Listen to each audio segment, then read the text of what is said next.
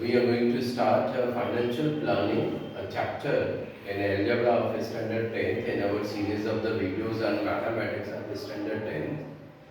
Now in financial planning there are two topics. One is about the GST and how to calculate it. Second is about the shares. I have taken one interesting topic and that is about the shares.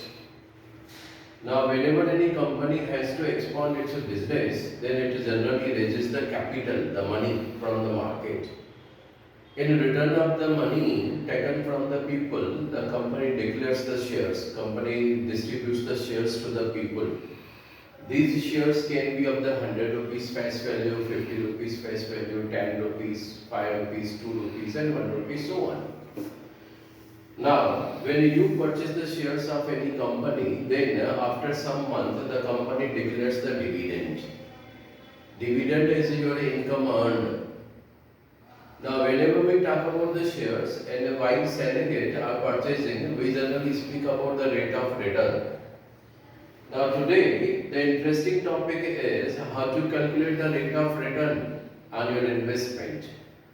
First of all, you have to memorize the formula, the method, how to calculate. First, find the total investment in the shares. Second, find dividend earned on the shares.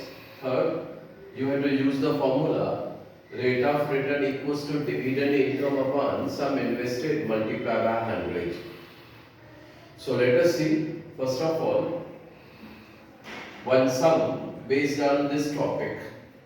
Now one thing you have to keep in your mind, dividend calculated always on the face value. Remember, dividend is calculated always on the face value. And while selling or purchasing the shares, we have to consider the market value. So if you want to calculate the investment, you have to use the market value. When you have to calculate the dividend, you have to find out the face value. Now, Mr. Amount purchased 50 shares of the face value rupees 100 when the market value of the share was rupees 80. Company had given the 20% dividend. We are asked to find out the rate of return on the investment. Now, the steps are here. The face value of the share is rupees 100. Market value is rupees 80. Number of the shares purchased by Mr. Amount is 50. So first of all, we shall find out the sum invested. To find out the sum invested, the formula is market value into number of shares. Market value is 80, number of shares are 50, so total investment is nothing but 80 into 50, that is 4,000 rupees. Now dividend per share. Dividend is calculated on the face value. So 20% is of face value, that is 20% is of rupees 100, it becomes rupees 20. But there are 50 shares.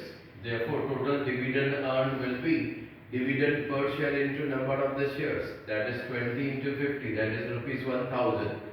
Then use the formula rate of return equals to dividend income upon sum invested into 100, 1000 upon 4000 multiplied by 100, cancellation of the zeros, 100 upon 4, you will get 25%. Therefore, rate of return equals to 25%.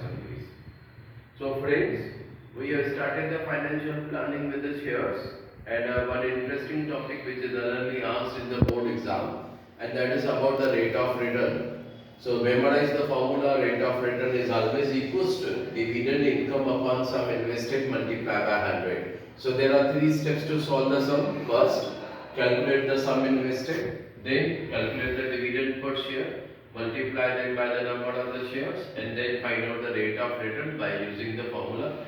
Remember, rate of return is always in the form of the percentage. So note it down, and one sum which I have written here for your homework, which can be done at the home whenever you get the time. Prashant bought 50 shares of face value rupees 100, having market value rupees 180. Company has given 40% dividend on the shares. Find the rate of return on investment. I have written the answer even. Why? Because you are not supposed to look at any digest. Try the sum on your own. But I shall give you the instructions on how to deal with the sum. First, find out the amount invested. Then find out the dividend earned. Then use the formula.